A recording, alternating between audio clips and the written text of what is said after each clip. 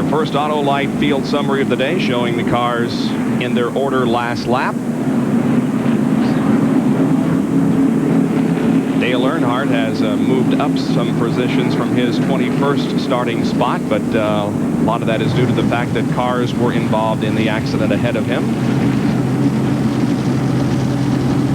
And there we can see the fellas, all three cars are out of the race. Apparently NASCAR has indicated that the teams should come in. Jerry, is that right? Yes, they're going to open up pit road and let everyone come down and check their tires. So much debris from beneath those cars up in turn 3 and 4.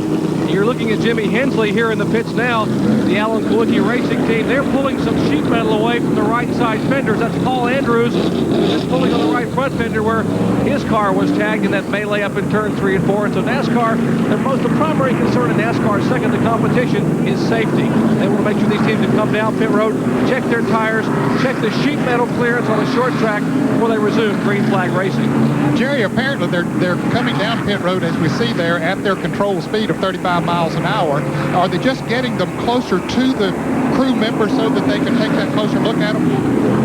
That's the word we're getting down here, Ned, is that NASCAR wants the crews to be able to take a look at the cars as they come by. They can also look beneath the cars, see if they may have a tire going. Apparently it's very difficult, from what we've been told by the Goodyear engineers, it's very difficult for the drivers to determine when one of these radial tires is going down. Unlike the old bias tire, the car would get a little boggy on the racetrack. But with the radial tire and the new tubeless interliner, you can't tell until the tire's almost flat. So they want to be able to look at the cars very closely as they come down pit road and determine if there may be a problem with sheet metal rubbing or possibly a tire going down.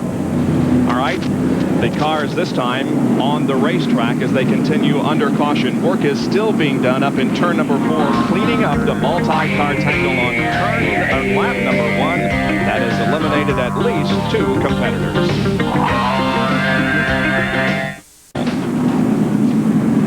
Jimmy Spencer has come in. He was a black flag. There's apparently a piece of metal hanging from the car, so he came in and you see that he doesn't have a rear bumper because we saw him going past Mark Martin. He got up there and someone ran in the back of him. There we see Jimmy Spencer. He goes up. He was the first guy to hit Jeff Bodine. I didn't see that before. Just barely clipped him and took the bumper off. And Jeff continued to come down the track right in front of Mark Martin then. So a NASCAR official walked out to look at the car and make sure all the pieces were secure and sent him back out. 18 laps have been completed. Next time around, they'll get the green flag and we'll be racing. And let's go down to Jerry Punch very quickly. Jimmy, how bad does the car hurt, the Spencer car? The car's all right. There's just a crush panel that NASCAR thought was a little bit too loose to race. So we just ripped it off and we'll be all right. Some sheet metal damage at the rear of the car. Number 12, as Spencer has made an entry on the pit road, is back at the rear of the pack as we get set for green flag racing. Well, there's a team that has really made a good, impressive showing in the first 6 races of 1993, as Jimmy Spencer is 10th in the point standings. Now the pace cars. Light is out. It makes a hard left onto pit road, and the field comes down to take the green flag, and hopefully a little bit of racing here as Brett Bodine, the pole sitter in this race in the Quaker State Ford, leads them down.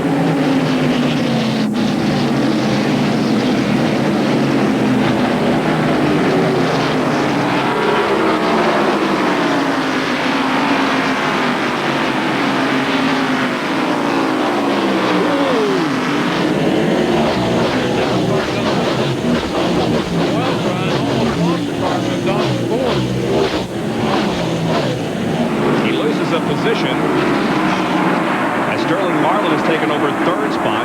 Terry Labonte coming on now to challenge Hut Strickland. Boy, Ricky Rudd is going to be right there also. You get on that outside, makes it tough. If they get together a little bit, Terry Labonte and Hut Strickland, both of them continue on. Here's Rudd coming down on the inside. Jeff Gordon's next. This is the battle for 5th.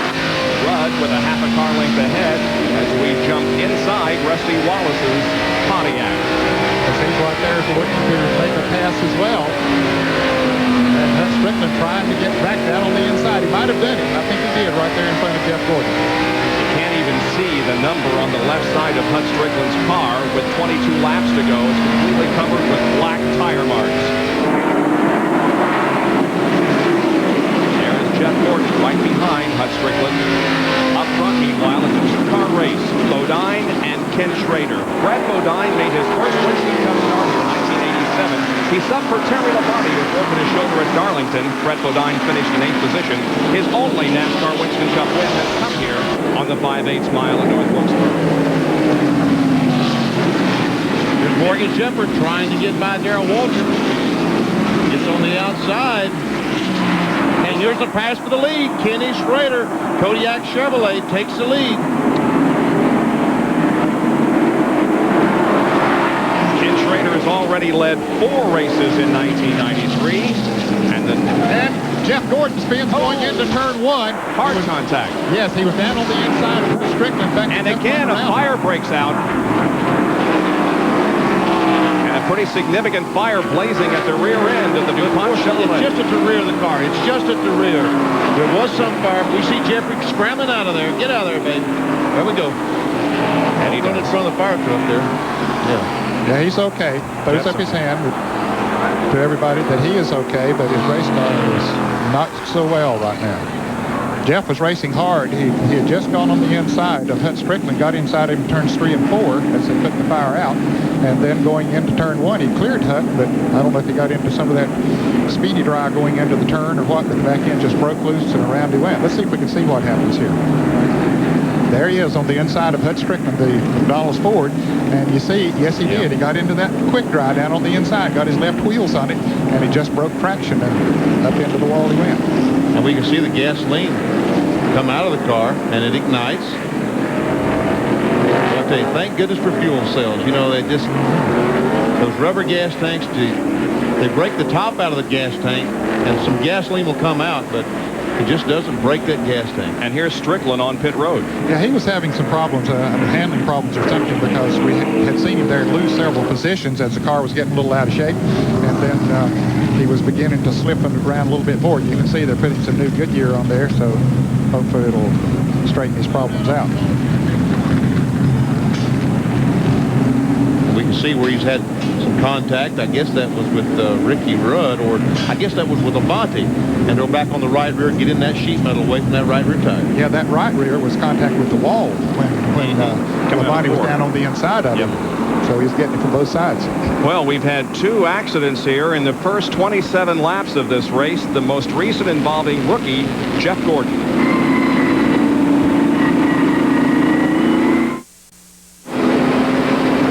At the First Union 400 at North Wilkesboro Speedway in North Carolina, we're looking from behind the Pontiac pace car. We're in our second caution period, the most recent one brought out by an accident involving Jeff Gordon. Here's Jerry. Well, rookie sensation Jeff Gordon has made his way back to the garage area. And Jeffrey, first of all, heck of a lick. Are you okay? Yeah, I'm fine. You know, it tore the car up pretty bad. What happened was I got underneath Hut Strickland down the back straightaway. We rubbed a few times, got into 3 and 4, and he come down on me, and we just rubbed a little bit more, and I got underneath them, come down the front straightaway, went and hit the brakes, and the pedal just went to the floor. I pumped it up. Must have broke a brake line or something when we got together. I don't know how it could have, but what happened, but it just drove into turn 1 with no brakes, and I finally got some pressure enough to get the car sideways, and it backed it in the wall and just tore the thing up pretty bad. Well, Jeff Gordon able to smile. They're waiting for the car to come back to the garage area as he's headed over to talk to Ray Evernham, his crew, and Rick Hendrick and the crew waiting on the DuPont Chevrolet to come in the garage area, but a tough break for a very talented young driver.